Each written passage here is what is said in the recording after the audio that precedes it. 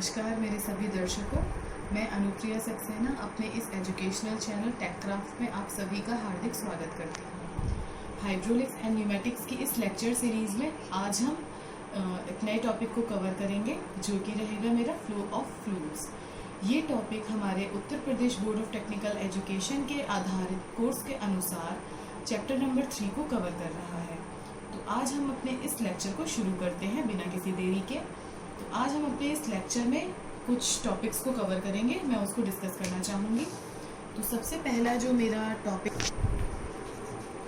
वो रहेगा behaviour of fluids.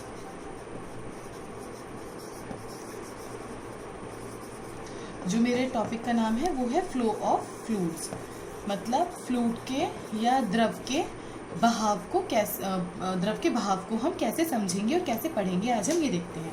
अगर मुझे द्रव का बहाव जानना है तो सबसे पहले मुझे द्रव का बिहेवियर जानना होगा। उसके बाद जो दूसरा टॉपिक मैं कवर करूँगी वो हम करेंगे basic principle of fluid flow. हमारा फ्लूइड किस बेसिक सिद्धांतों पे आधारित फ्लो करता है।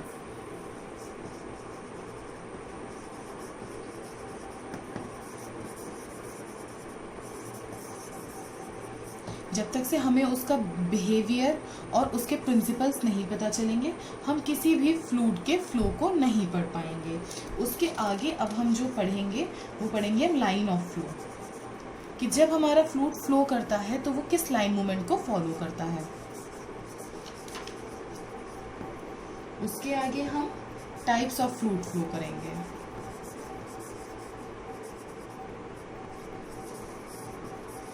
मैं अपने सभी छात्रों से चाहूँगी कि जो टॉपिक्स मैं अपने इस बोर्ड पे लिख रही हूँ आज के पढ़ाने वाले टू बी कवर्ड टुडे, वो आप लोग भी अपने नोट्स बनाते समय अपने किताबों में लिखते जाएं, जिससे कि जब आप पढ़ें तब आपको पता हो कि हम कितने टॉपिक्स उस समय पे पढ़ेंगे। तो ये जो मैं दे रही हूँ ये मैं एक लेक्चर का आपको नोट्स प्रोवाइड करवा रही हूँ। तो आप इसको इसी तरीके से पढ़ेंगे तो आपको इजी रहेगा, समझने में भी आसान रहेगा, और एक लिमिटेड क्वांटिटी आपको पढ़नी होगी जिससे आपका ब्रेन बहुत एक्टिवली एक्सेप्ट भी करेगा और ग्रैब भी करेगा। इसके बाद हम पढ़ेंगे रेनॉल्ड्स एक्सपेरिमेंट।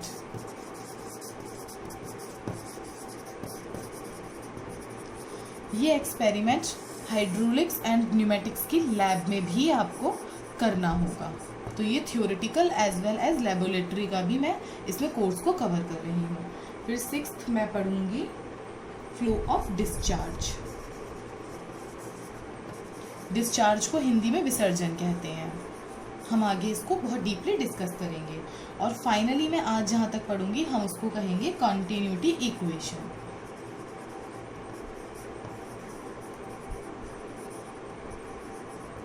मैं आज के अपने इस लेक्चर में 7 टॉपिक्स अपने कवर करूंगी, जिसमें से कंटिन्यू इक्वेशन में UPBTE board of technical education द्वारा इम्पॉर्टेंट माना गया है। अब तक के अगर मैं पेपर को एनालाइज करूंगी तो मुझे कंटिन्यूटी इक्वेशन पे हमेशा एक न्यूमेरिकल मिलता है 5 नंबर में। रेनॉल्ड्स एक्सपेरिमेंट में मुझे न्यूमेरिकल मिलता है 2.5 नंबर में।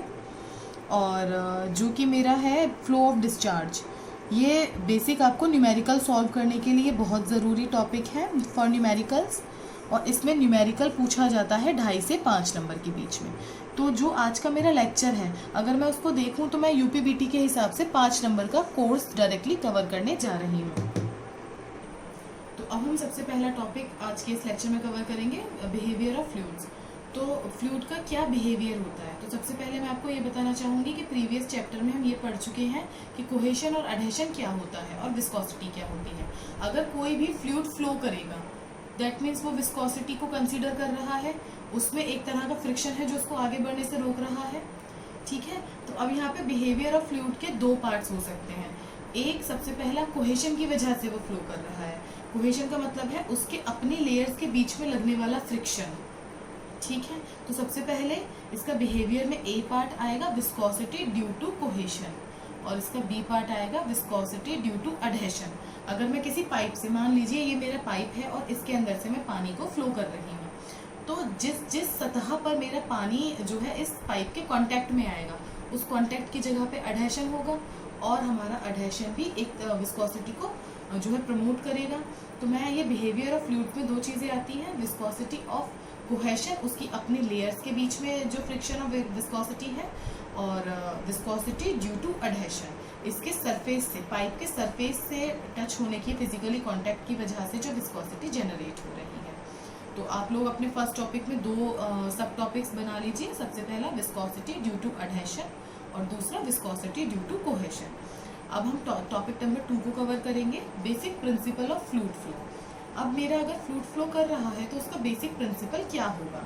अब मान लीजिए मैं पाइप से पानी फ्लो कर रही हूँ, तो मेरे पाइप का एक इनलेट पोर्ट होगा जिसको मैं सेक्शन 1 कह देती हूँ, एक आउटलेट पोर्ट होगा जिसको मैं सेक्शन 2 कह देती हूँ।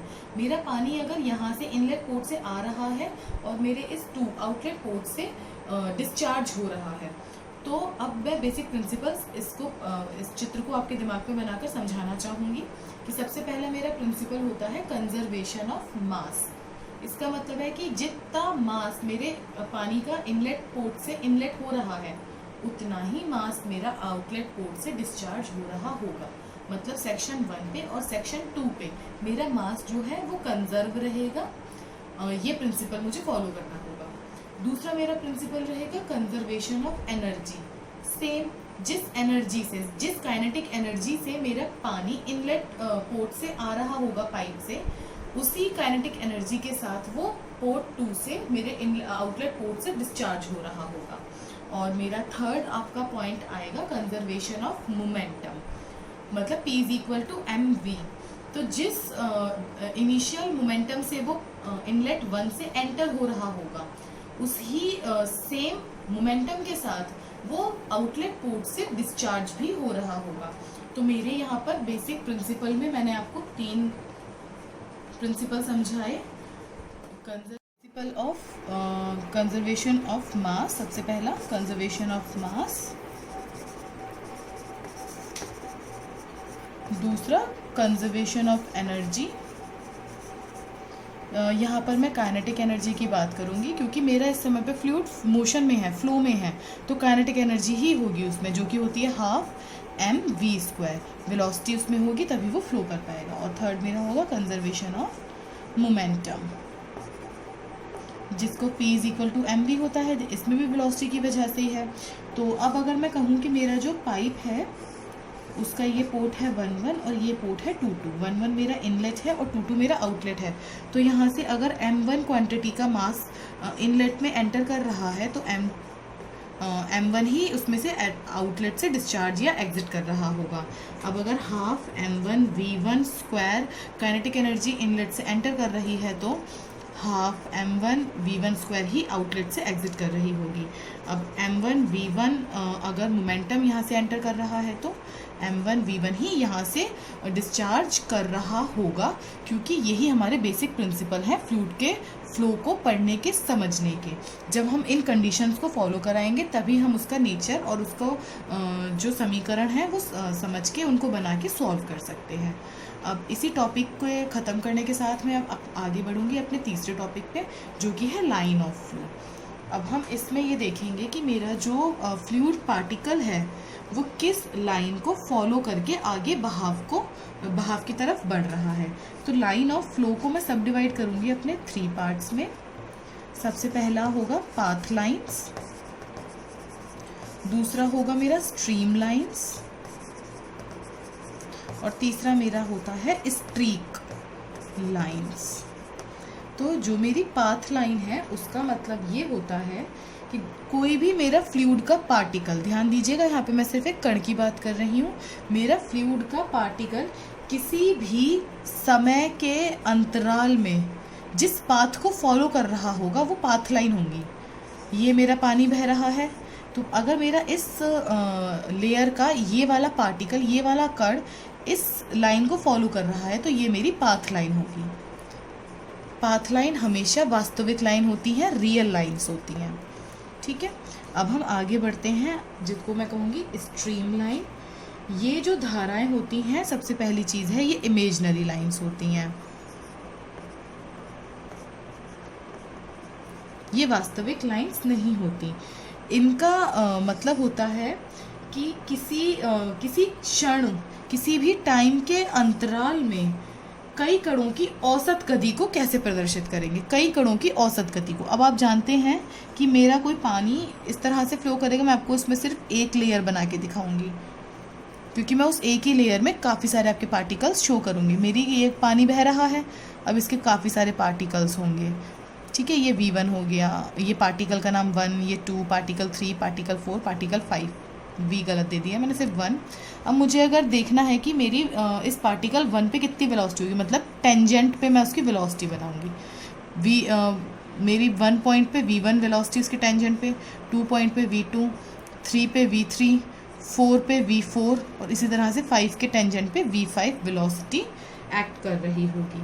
अब मैं अपने तीसरी लाइन की तरफ चलती हूँ, जो कि है स्ट्रीक लाइन। स्ट्रीक लाइन का मतलब होता है कि किसी एक बिंदु से गुजरने वाले सभी पार्टिकल्स की स्थिति क्या है।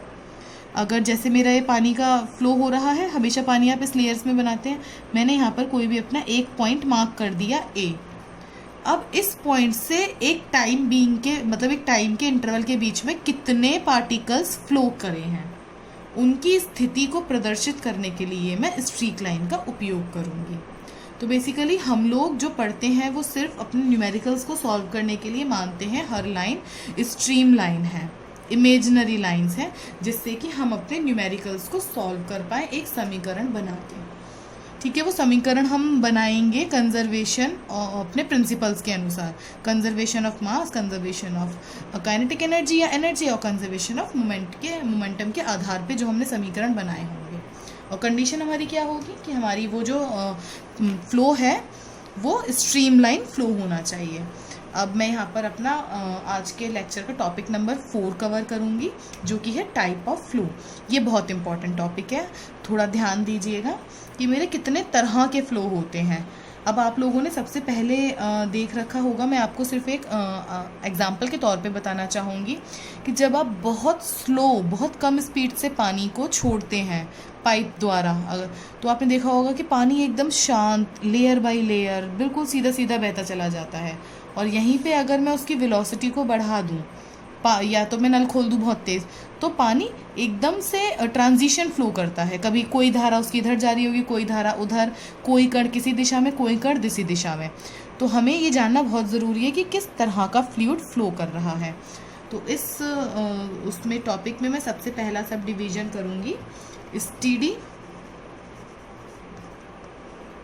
एंड अनस्टीडी।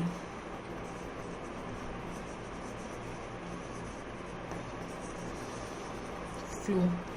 दूसरा मैं पढ़ूंगी यूनिफॉर्म एंड नॉन यूनिफॉर्म।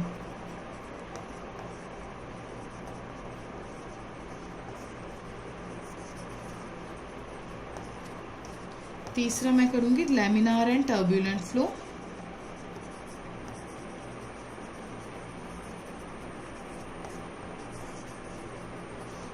इसी तरह से चौथा जो मेरा आएगा कंप्रेसिबल एंड इनकम्प्रेसिबल।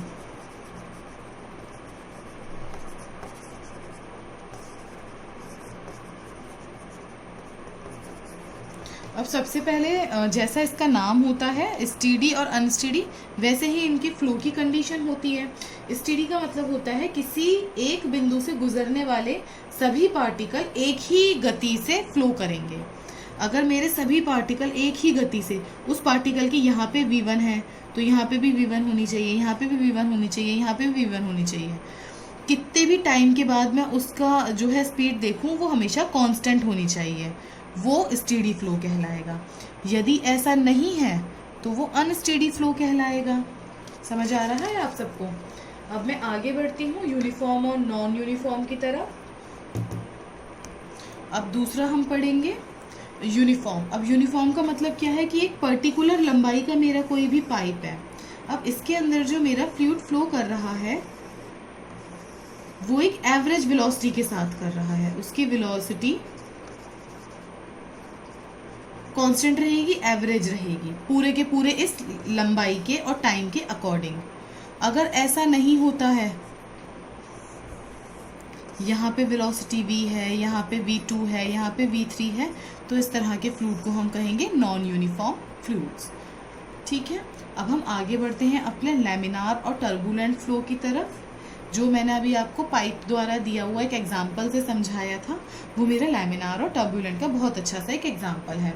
अगर मैं अपने किसी भी फ्लो को सिर्फ सीधे सीधे समानांतर उसकी लेयर्स रखूँगी, सारी लेयर्स समानांतर होने चाहिए, सभी पार्टिकल्स की एक दिशा होनी चाहिए, आपस में पैरेलल होने चाहिए, मतलब कुछ इस तरीके का फ्लो। हर कण सीधे आपस में पैरेलल हो, सारी की सारी लेयर्स भी आपस में पैरेलल हो, इस तरह के फ्लो को मैं कहूँगी लैमिनार फ्लो।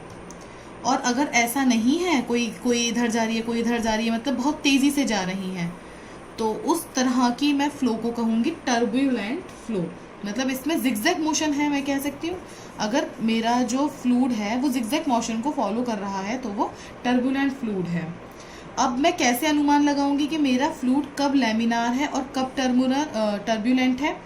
तो रेनॉल्ड्स साहब ने एक एक्सपेरिमेंट करा था, जिस एक्सपेरिमेंट द्वारा मैं ये पता लगा सकती हूँ कि मेरा फ्लूइड कब लैमिनार होगा, कब टर्बुलेंट। तो मैं टॉपिक नंबर 5 में रेनॉल्ड्स एक्सपेरिमेंट में पढ़ूंगी। और रेनॉल्ड्स एक्सपेरिमेंट का ऑब्जेक्टिव सिर्फ ये होता है कि मुझे उसका फ्लूइड का टाइप, मुझे उसका प्रकार पता होना चाहिए, पता लगाना है, सॉरी पता होना नहीं चाहिए, पता लगाना है। अगर रेनॉल्ड्स नंबर 2000 के अंदर आएगा मतलब वो लैमिनार है, और अगर जब मेरा रेनॉल्ड्स नंबर 4000 से ज़्यादा होगा, वो कंडीशन मेरी टर्बुलेंट फ्लो कंडीशन कहलाएगी। अब आप देख रहे हैं 2000 से 4000 के बीच की मेरी और भी एक स्टेज होगी, जिसको मैं इंटरमिटेंट स्टेज या ट्रांजिशन स्टेट कहूँगी। इंटरमिटेंट और transition state,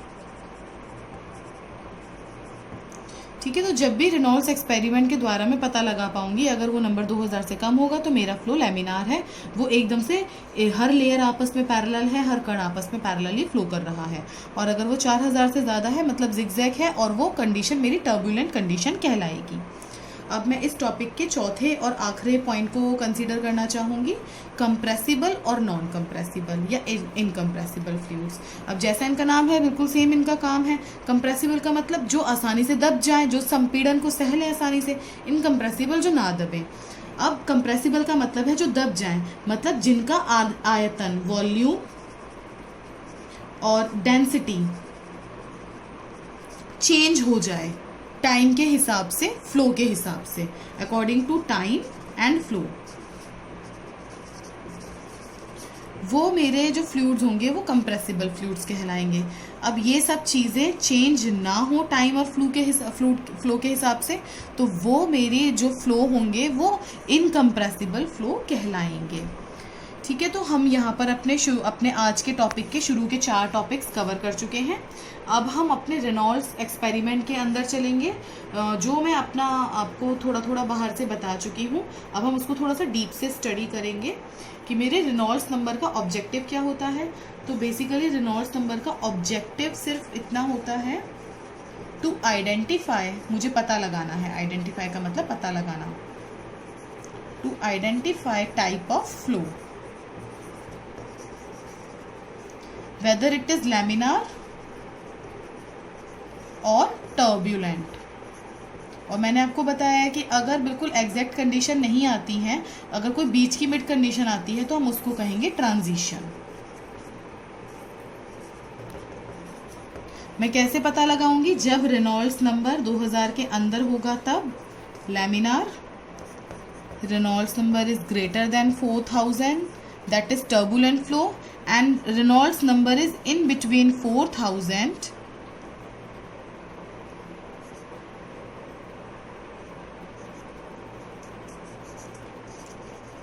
to 2000, then it is transition condition।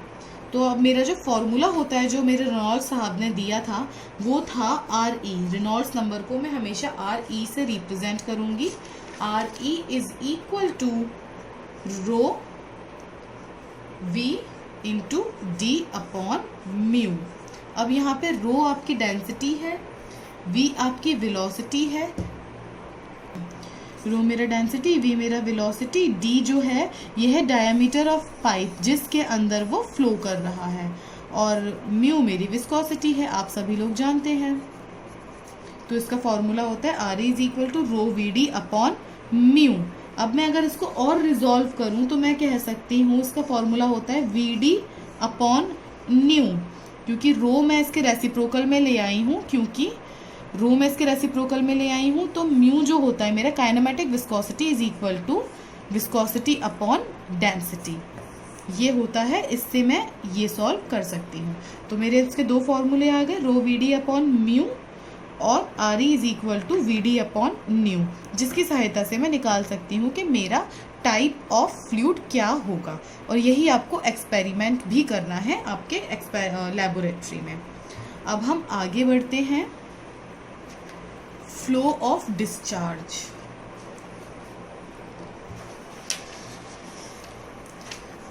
ये टॉपिक जो है सिर्फ आपको ये बताने के लिए है कि आपका जब भी पानी विसर्जित होगा, यहाँ पे डिस्चार्ज का मतलब है विसर्जन, वो एग्जिट से बाहर निकल रहा है, पाइप से अपने एग्जिट पोर्ट से बाहर निकल रहा है, तो उस समय पे वो फ्लो क्या होगा। अब मैं मान के चल रही हूँ कि ये मेरा कोई भी पाइप है, सॉरी ये मैंने पानी ही बना दिया, मैं पाइप बना कर दिखाती हूँ।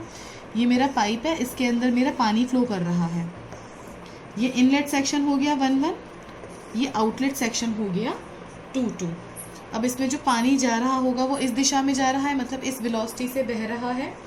तो अब मैं ये कैसे पता चलेगा मुझे कि इस पाइप से कितना पानी बाहर विसर्जित हो रहा है।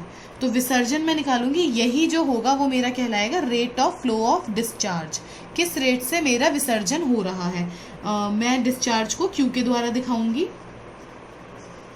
Q के द्वारा प्रदर्शित करूंगी। तो Q इज इक्वल टू होता है कि इसका आयतन क्या है और कितने समय के हिसाब से उस आयतन से पानी मेरा बह रहा है। तो मेरा डिस्चार्ज रहता है Q is equal to V upon T, जिसमें V मेरा है वॉल्यूम और T मेरा है टाइम। इसकी SI यूनिट होती है मीटर क्यूब पर सेकेंड। अब मैं इसको भी आपको थोड़ा सा रिजॉल्व करूंगी, क्योंकि जब मैं इसको रिजॉल्व करूंगी तब मैं अपनी कंटिन्यूटी इक्वेशन तक पहुंच पाऊंगी। आपको आज मैंने जो भी अपने 7 टॉपिक बताए ये आपस में इंटर रिलेटेड हैं। जब तक से आप शुरू के 5 टॉपिक या 6 टॉपिक नहीं पढ़ पाएंगे, आप 7वें टॉपिक तक नहीं पहुँच पाएंगे। तो अब मैं ये कह सकती हूँ कि Q इज इक्वल टू मेरा वॉल्यूम अपॉन टाइम है, तो वॉल्यूम को मैं तोड़ सकती हूँ area into length upon time. ठीक है, अब मैं एरिया एक तरफ रखती हूँ और लेंथ अपॉन टाइम एक तरफ रखती हूँ, इंटू लेंथ अपॉन टाइम। अब मैं ये जानती हूँ कि लेंथ अपॉन टाइम मतलब डिस्टेंस कितना कवर कर रहा है। डिस्टेंस अपॉन टाइम मेरा लेंथ अपॉन टाइम होता है वेलोसिटी, वेग, वेलोसिटी v। तो मैं कह सकती हूँ कि Q is equal to area into velocity होता है।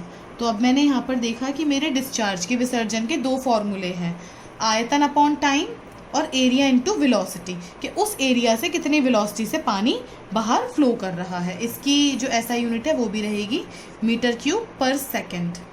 यहाँ तक अगर आप लोगों को बिल्कुल सब समझ में आ गया है तो अब मेरी कंटिन्यूटी इक्वेशन आपको बहुत आसानी से समझ में आएगी। अब मैं यहाँ पर इसका फॉर्मूला लिख देती हूँ। मेरा ये पाइप है, इसके अंदर V वेलोसिटी से पानी फ्लो कर रहा है, जिसका डिस्चार्ज होगा Q is equal to AV is equal to V upon T। ये जो V है मेरा, मैं इसको छोटे v से दर्शाती हूँ क्योंकि ये मेरा है वेलोसिटी, आप लोग कंफ्यूज ना हो, और ये है मेरा वॉल्यूम। ठीक है, तो अब मेरी कंटिन्यूटी इक्वेशन क्या कहती है। सबसे पहली चीज़ कि मेरी कंटिन्यूटी, हम टॉपिक 7 को डिस्कस कर रहे हैं, मेरी कंटिन्यूटी इक्वेशन बेस होती है कंजर्वेशन ऑफ मास पे।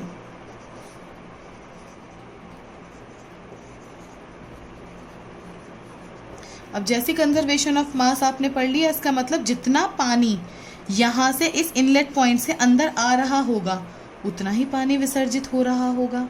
मतलब जो Q मेरा Q1 पर होगा वही Q मेरा 2 पर होना चाहिए। मतलब जो Q is equal to Q1 is equal to Q2।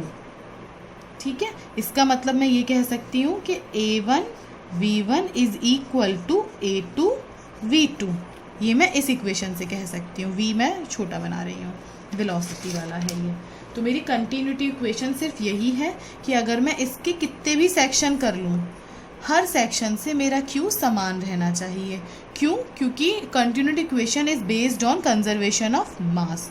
तो अब चाहे मेरे कितने भी सेक्शन हो, Q1, Q2, Q3, ये सब आपस में Q के बराबर होने चाहिए। तो ये जो A1 V1 is equal to A2 V2 है, that is my continuity equation. अब इस कंटिन्यूटी इक्वेशन को मैं इस्तेमाल करूंगी अपने न्यूमेरिकल सॉल्व करने में। तो मैं एक छोटा सा न्यूमेरिकल देखती हूँ जिससे कि मैं आपको इस चीज़ को और अच्छे से समझा पाऊँ। अब देखिए, मैं यहाँ पर सार्थक की किताब ले रही हूँ। सार्थक की किताब है द्रव्य एवं वायवीय इंजीनियरिंग। इस किताब का पेज नंबर 107 मैं कंसीडर कर रही हूँ। 107 पे मेरा उदाहरण नंबर 4 है। किसी पाइप का व्यास, मैं थोड़ा सा अपना बोर्ड रब कर लूँ जिससे कि मैं आपको उसको सॉल्व करके भी दिखा पाऊँ। किसी पाइप का व्यास 0.2 मीटर है। तो मैं यहाँ पर फटाफट से गिवन भी लिख देती हूँ। गिवन मेरे हैं, डायमीटर मुझे दे रखा है 0.2 m। इसमें से पूरा भरकर पानी 10 मीटर पर सेकंड के मध्यमान वेग से बह रहा है। मतलब मुझे वेलोसिटी दे रखी है कितनी, 10 मीटर पर सेकंड। पाइप में से पानी का स्राव मीटर क्यूब पर सेकंड में ज्ञात कीजिए। अब इसकी 2 यूनिट हो सकती हैं, लीटर पर सेकंड या मीटर क्यूब पर सेकंड। मतलब मुझे क्यू डिस्चार्ज निकालना है, मुझे क्यू नहीं पता। अब मुझे पता है कि क्यू का फॉर्मूला क्या होता है। अब वेलोसिटी गिवन है तो मैं ए वी लगाऊंगी, Q is equal to A V. अब एरिया, मेरा पाइप यहाँ पर कह रखा है, मतलब पाइप मेरा सर्कुलर होगा। अब इस सर्कुलर का एरिया क्या होगा? एरिया ऑफ सर्कुलर सेक्शन होता है पाई डी स्क्वायर अपॉन 4। तो अब मैं Q निकालने के लिए क्या लगाऊंगी? Pi D square upon 4 into V. D की वैल्यू यहाँ पर दे रखी है 0.2 mm। तो पाई 0.2, मैं यहाँ पर सारी यूनिट सेम में है तो मुझे यूनिट चेंज नहीं करनी है। अदरवाइज जब भी आप न्यूमेरिकल करेंगे, गिवन लिखने के साथ साथ आप सभी यूनिट्स को एक यूनिट में कर लेंगे। 0.2 का whole square upon 4 into velocity मेरी आपके पास गिवन है 10। ठीक है। अब आपका Q जो होगा, आप मुझे इसको सॉल्व करके कमेंट बॉक्स में इसका आंसर आप मुझे बताएंगे और मैं बताऊंगी कि वो आंसर आपका सही है या नहीं। ये होगा मेरा मीटर क्यूब पर सेकंड में। अब आप इसी तरह से इसी पार्ट का पेज नंबर 107 का उदाहरण नंबर 5 भी देख सकते हैं। यहाँ पर जो मेरा पाइप है वो पैरेलल नहीं है। वो एक तरफ से सेक्शन 1 पे उसका डायामीटर है 10 और सेक्शन 2 पे उसका डायामीटर है 15। मतलब अब यहाँ पर आपको कंटिन्यूटी इक्वेशन लगा के इसको सॉल्व करना होगा, क्योंकि कंटिन्यूटी इक्वेशन के हिसाब से मैं ये मानूंगी कि इसका जो इसका डिस्चार्ज है वो 0.1 पे और 0.2 पे बराबर होगा। मतलब Q1 is equal to Q2 होगा। और जैसे ही इसके according Q1 is equal to Q2 होगा, मतलब है A1 V1 is equal to A2 V2। इसको सॉल्व करके फिर मैं जो भी रिक्वायर्ड मुझसे एंटिटी मांगी जाएगी मैं वो निकालूंगी। मैं सभी अपने बच्चों से रिक्वेस्ट करूंगी कि वो इसका उदाहरण नंबर 5 अपनी किताब से करें। अदरवाइज मैं इसको थोड़ा सा फोकस करके आपको दिखाती हूँ। आप वीडियो को पॉज करके इस क्वेश्चन को अपनी कॉपी में सॉल्व करें और कमेंट बॉक्स में आप जो है मुझे बताएं कि आपको ये सवाल करने अच्छे से आ गए हैं। ये आपके BTE एग्ज़ाम, सेमेस्टर एग्ज़ाम में कम से कम 2.5 नंबर का आ सकता है। तो अपने इसी टॉपिक के साथ मैं आज के अपने इस लेक्चर को समाप्त करूंगी। अब जो कंटिन्यू मेरा लेक्चर सीरीज आएगी उसमें मैं इसके आगे के पोर्शन को कवर करूंगी। मेरा chapter number 3 flow of fluids काफ़ी बड़ा चैप्टर है, तो इसीलिए मैं इसको पार्ट्स में बना रही हूँ कि मेरे विद्यार्थियों को, मेरे छात्रों को पढ़ने में कोई समस्या ना आए और उनको ये ना लगे कि काफ़ी सारा बर्डन उनके ऊपर एकदम से डाल दिया गया है। तो इसी के साथ मैं अपने इस लेक्चर को यहाँ पर समाप्त करती हूँ। आप सभी लोग कमेंट बॉक्स में मुझे मेरे सवालों जो मैंने पूछे उनका आंसर देकर बता सकते हैं। तो यहाँ पर मैं अपनी वीडियो को ख़त्म करती हूँ। सभी से मेरी फिर से एक बार रिक्वेस्ट है, मेरे इस वीडियो को लाइक करें, इसको शेयर करें अपने दोस्तों से, अपने और छात्रों से, और नीचे आ रहे जो मेरा चैनल है सब्सक्राइब के लाल बटन को दबा के इस चैनल को सब्सक्राइब करें। धन्यवाद।